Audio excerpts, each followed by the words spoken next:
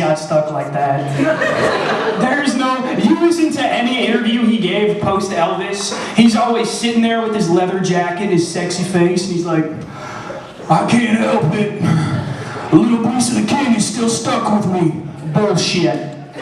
Bullshit, dude. Okay. It's proof that you can be the most accomplished actor of a generation and you will never stop being a theater kid. Because that's exactly who would do some shit like that. Like, he'd take a break from like harassing Waffle House employees with show tunes, and he'd be like, oh no, after our high school production of Les Miserables, I think I have become a Frenchman. And you had 3 lines. I'm sure it changed your life, asshole. It's fucking ridiculous, dude. And, like, I think what really happened is he got his dick sucked 1,000 times. Because there's no way you happen to get stuck with the sexiest, most popular voice in the history of music. The voice of a man who had a generation of women in the 1950s coming in their sundresses. Just because he could shake his hips and stand on his tippy toes? Bullshit! Bullshit! I don't think Austin Butler would have had the same commitment to the bit if he'd spent 3 years prepping for a Randy Newman biopic. He would have been on Jimmy Fallon's couch like, no, I don't know. I think I just sound like this forever now. I can't blame him though, because truthfully I would do the same exact thing. And that's because I've never been a cool guy. And I think it's not fair that the people who made the rules for what's cool are the people with zero regard for safety. Because what's badass? Smoking cigarettes and not wearing seatbelts. You know what's cooler than that? Living. Living, dude. Holding your grandchild in your arms. That's cool. Also cigarettes. Cigarettes are also very badass. They got that one exactly right. But I'm trying to get cool. I'm trying to dress better. I feel like it's hard, you know, I feel like I dress like okay, you know, like I'll put a fit together and I'm just like, fuck, they're not ready for this one, dude. And then I'll show up in jeans and a t-shirt. And that's the best you can do. It's hard to dress cool as a man, dude. You go online, you look for fashion advice, and it just says, if you're not skinny, rich, or a little gay, you're a lost cause. That's it, good luck, dude. But I'd like to be one of those people who can just wear whatever, you know what I mean? That's the dream. Like, I know this girl, she showed up to the function recently in overalls. Hot. Hot. She didn't look like a train conductor at all. Meanwhile, I tried wearing a hat the other day. I tried wearing a hat. My friend points at me, he goes, I didn't know it was hat day today.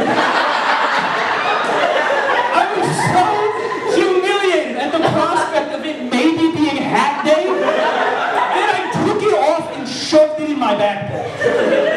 And maybe you're thinking, Ryan, that's what you get for wearing one of those incel flat caps. Wrong. It was a regular hat. Picture a hat.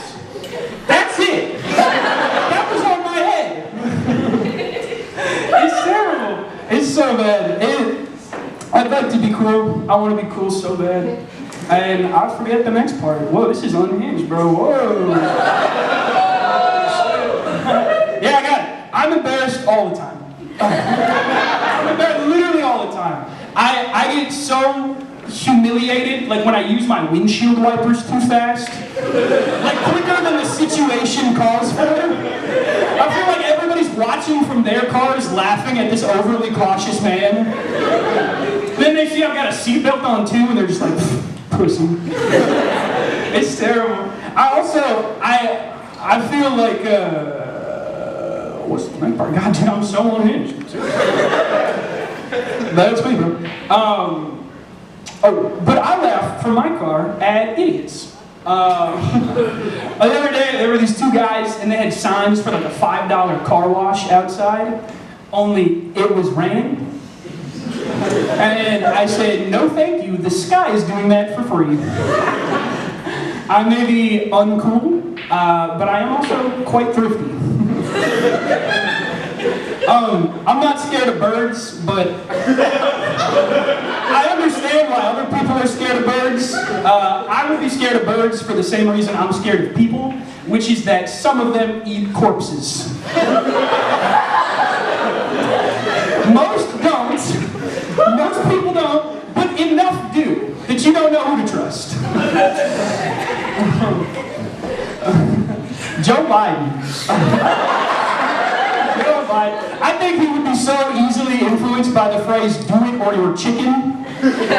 And that's not his fault. He grew up in a time where a chicken was the worst thing you could be, aside from a communist, or a person of color, or an underage girl anywhere near Elvis Presley. Oh, grow up, he did that.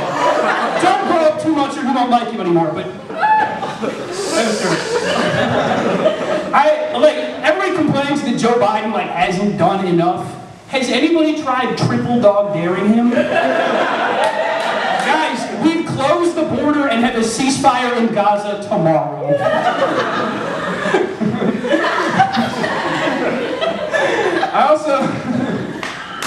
I feel like it's not fair that chickens are associated with cowardice.